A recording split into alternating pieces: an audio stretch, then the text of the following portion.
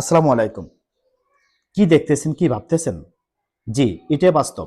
ইনি হচ্ছেন সাবেক সফল শিক্ষা প্রতিমন্ত্রী ডক্টর আনাম এহসানুল হক মিলন ভাই, যার মনে কোনো অহংকার নাই।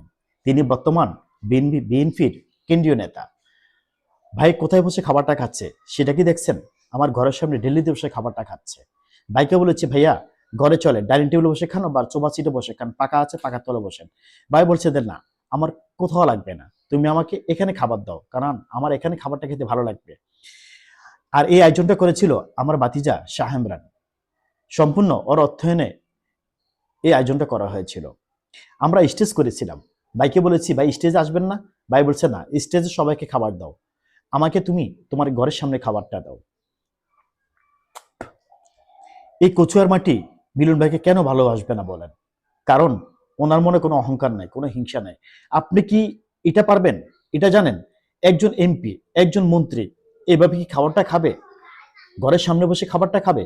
কিন্তু আমরা যে মানুষটাকে পেয়েছি, ওনার জন্য শুভকামনা রইল। আগামী কচুয়ার ভবিষ্যতের জন্য ওনার প্রতি আমাদের ভালোবাসা রইল।